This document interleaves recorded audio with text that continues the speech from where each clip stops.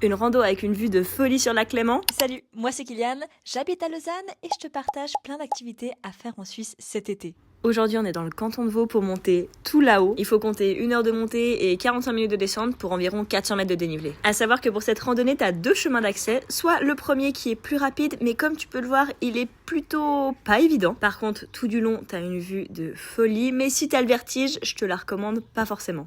Mais l'autre chemin qui est une route d'alpage, là par contre, il n'y a pas forcément de question de vertige et tu peux vraiment monter par un petit chemin assez tranquille, c'est celui qu'on prendra au retour. Une fois arrivé dans la plaine avec ses superbes vues sur les rochers de nez, il reste plus qu'à monter en haut de la dent, la fameuse dent de diamant, et ça c'est quelque peu de l'escalade. Et on a croisé des chamois, ils sont pas trop beaux, ils étaient à côté de nous, c'était juste incroyable. Ah, et l'autre option, si t'as pas envie de monter à pied, tu peux prendre le train. Bon, et finalement bien arrivé au sommet avec cette vue plutôt incroyable. On y était pour le coucher du soleil, donc ça crée vraiment une ambiance très très sympa. C'était un petit peu blurry, mais ça vaut quand même vraiment la peine de monter jusque là-haut. Petit conseil, si tu montes comme nous au coucher du soleil, prends bien un pull parce que c'est très venteux là-haut et donc il fait assez froid. Et le meilleur moment de notre rando, quand on s'est posé pour prendre le pique-nique avec cette vue juste exceptionnelle. Et évidemment, si tu fais comme nous et que tu manges en haut, on n'oublie pas, on ne laisse jamais aucune trace de notre passage, donc on récupère tous les déchets. Et il est maintenant l'heure de redescendre par le chemin facile avant qu'il fasse nuit pour ne pas marcher dans le noir.